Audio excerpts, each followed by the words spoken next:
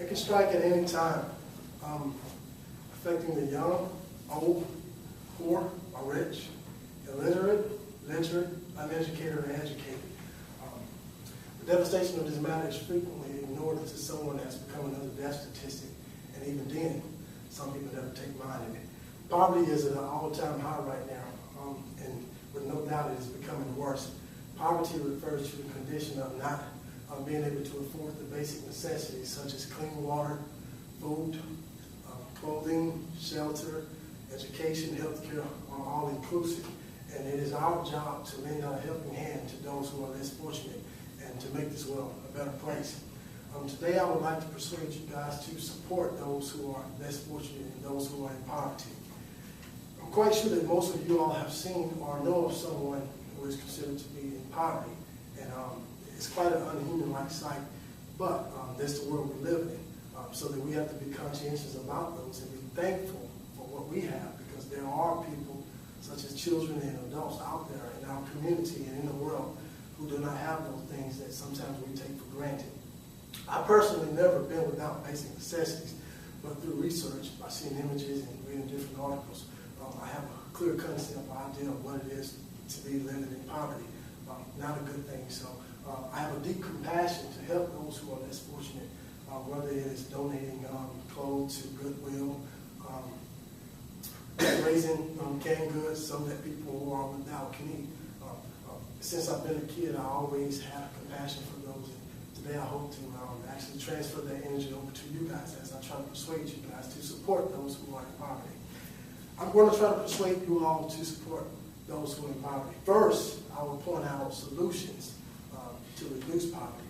The second thing, I will tell you all why poverty must be reduced. And the third and final thing, I will tell you all why you must lend a helping hand to those who are in poverty. Now that you all know the three main points, let's begin with the first. Millions of Americans struggle to make ends meet and put food on the table.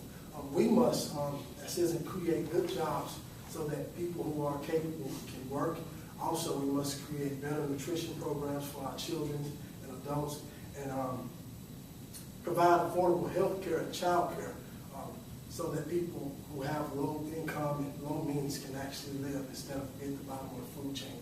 According to the U.S. Census Bureau, 1 in 4 children in America is at risk of starvation, primarily African American and non-white Hispanic.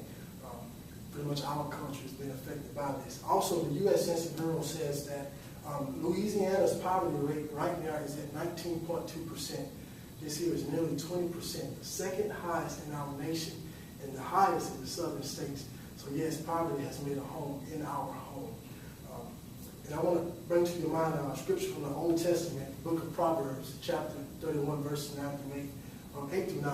It says, "Speak out for those who cannot speak for themselves, for the rights of the poor and their needs." So yes, we have an obligation to help those, or we are obligated to help those who are in need. Now that you all know the first point, let's now go to the second point. The second point I'm going to be talking about why we must reduce poverty. Poverty can hinder or impede children's ability to learn.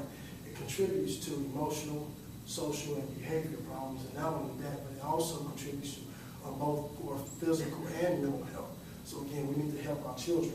According to the NCCP, that's the National Center for Children in Poverty, it says that most of those children who are affected by poverty actually have parents that work, but because of low income, low paying jobs, unstable employment, it leaves adults without consistency to be able to put food on the table. So you have adults and children going without.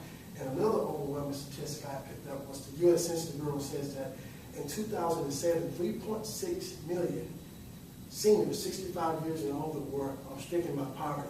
This is roughly 10% of all our elders in our nation. So again, those who are suffering mainly from it are our children and our elderly people. We must do something about it. The U.S. Census Bureau also states that poverty kills 50,000 people per day. That is 18 million people a year, and counts for 1/3 of all deaths in our nation this year. Poverty is by far the #1 killer in our nation. So be conscientious about that. Now that you all know the second point, let's now go to my third and final point. And this is why we should lend a helping hand to those who are in poverty. Simply, I think, because it's just the right thing to do when you're talking about morale and ethics. I don't know about you, but whenever I die and leave this earth, I don't want anyone at my funeral talking about the accomplishments that I have obtained in this life, but I'd rather have someone talk about how I helped someone in life, and I think this is the duty of man, to help our brothers and sisters with all that we have. For example, I remember about 2 years ago when I was living in Ruston, Louisiana. I was actually going to the grocery store, and as I was leaving my car and walking to the grocery store, I saw a man who looked quite poor, and people were passing by him and he was asking for food, not money. So apparently he probably wasn't looking for drugs at the moment if he was a person, a drug addict, but he was asking for food. So I took the audacity to go over and ask him, could I pray for him? After praying for him, I took him in the grocery store, purchased him $20 worth of groceries. And I can't express or explain the gratification that I had by seeing the look on that man's face. And that's what I think the purpose for us living is, to go out and help our brothers, just like the old cliche say, every man shall reap what he sowed, and believe that it is true. In conclusion, we must help those who are in poverty. Some things that I told you are solutions on why we must reduce poverty. And also, I told you all that I'll try to persuade you all to reach out and help those who are in need. So now that I've told you all that, hopefully you guys go out and help somebody who in need. If that's donating to Goodwill, sending money to the poor, raising canned goods, whatever it may be, whatever fits your schedule, make it happen. And to leave with a final note from the New Testament, the book of Matthew, it says, "Blessed is the poor, for there is the kingdom of heaven." Thank you, guys.